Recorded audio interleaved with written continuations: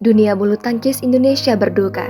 Pebulu tangkis tunggal putra, Syabda Perkasa Belawa meninggal dalam kecelakaan mobil di Tol Pemalang, Jawa Tengah, Senin 20 Maret lalu. Syabda yang bermobil bersama keluarga dalam perjalanan menuju Sragen.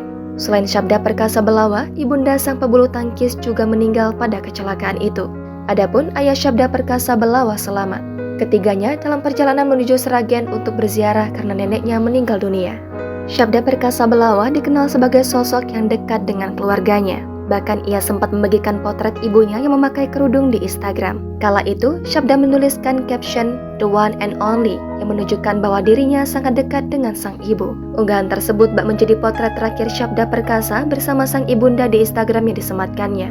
Unggahan itu kini dikomentari banyak warganet yang menyampaikan bela sungkawanya. Adapun sosok sang ibunda bernama Anik Sulistiawati yang merupakan istri dari Muanis yang berprofesi sebagai manajer iklan Rakyat Merdeka.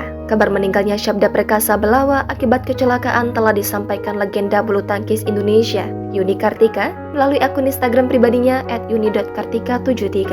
Sementara itu, dikutip dari akun Instagram @lambe.badminton, Ibu Syabda Perkasa Belawa juga dikabarkan meninggal dunia akibat kecelakaan tersebut. Sementara itu, ayah dan kakak Syabda Perkasa Belawa mengalami luka ringan.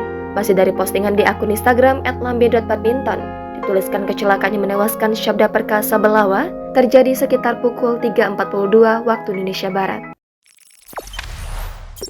Jangan lupa subscribe, share, komen, dan like ya!